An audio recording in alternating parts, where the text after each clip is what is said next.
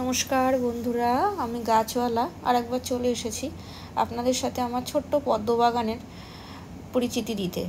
এটা দেখছেন, এটা হচ্ছে আমি একটা বালতিতে করেছি। আইডি হচ্ছে ময়ূরী। ময়ূরী আমার ভারী পছন্দের আইডি, জানেন। এই আইডির পাতাগুলো দেখেছেন বেশ বড় বড়ই হয়েছে, খুব বড় পাতাও হয় না আবার খুব ছোটও হয় না। বালতির মধ্যে দেখুন কিছু, এটার নাম সিলভিয়া বা কিছু, আমার নামটা ঠিক মনে পড়ছে না, এই ধরনের আমি মানে পরজীবী কিছু আমি দিয়ে রেখে দিই। এর ফলে এরা জলটাকে পরিষ্কার রাখে এবং মাটিটা ঠান্ডা থাকে আর কি। দেখুন পাতার সাইজটা দেখুন কত বড়। একটা পূর্ণবয়স্ক মহিলা, আমি তার হাতটার এক সাইডে রাখলেও পাতাটা কতটা বেরিয়ে রয়েছে। একটু সাইজটা বোঝানোর জন্য হাতটা রাখলাম। এই দেখুন আর একটা আইডি রয়েছে, এটা আননোন আইডি, একজন গিফট করেছিল, নামটা সে বলতে পারিনি। তো এই আইডিটা বোধহয় ডরমেন্সিতে গেছে। বসেছিলাম ওই জানুয়ারি ফেব্রুয়ারি করে, তারপর তো প্রচণ্ড গরম গেল, যার ফলে বেচারি বোধহয় ডরমেন্সিতে গেছে, একে বোধহয় আবার টিউবার তুলতে হবে।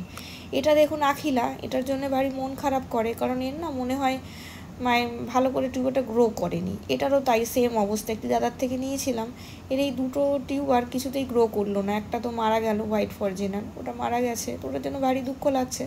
এটাও দেখুন কি ছোট্ট ছোট্ট পাতা হয়ে গ্রোথ স্লো নিয়ে বসে আছে, জানি না এর কি হবে। যাকে এটাই আসুন, এটা হচ্ছে হোয়াইট সাওয়ান। এটা আমরা দেখুন একটা সাদা পেন গুঁজে রেখেছি, সবসময় তো নামগুলো লেখার টাইম পাই না, তাই কিছুটা মার্ক করে রাখি, আপনারাও করে দেখতে পারেন। এটা হচ্ছে ইয়েলো প্রো পিঙ্ক, ভারী ভালো আইডি, জানেন।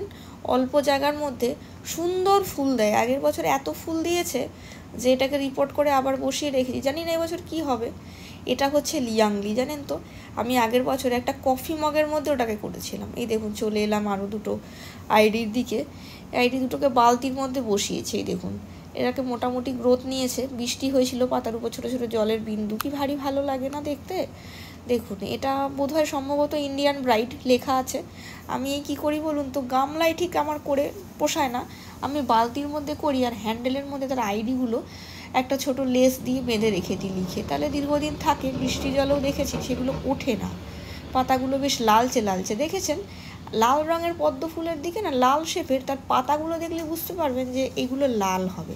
এই দেখুন একটার গায়ে মার্কার দিয়ে লিখে রেখেছি সুপ্রিয়া রেড, বললাম লাল রঙের যে আইডি হবে না, তার পাতা দেখেই বুঝতে পারবেন যে এগুলো মনে হয় লালচে গেছে। এর নামটা দেখুন ভারী সুন্দর, ইন্ডিয়ান ব্রাইড, একটি দাদার কাছ থেকে নিয়েছি। তো এটা দেখুন সুপ্রিয়া রেড লিখেছি, বললাম এইভাবে আপনারাও করতে পারেন, আইডিগুলো মাথায় রাখতে পারেন।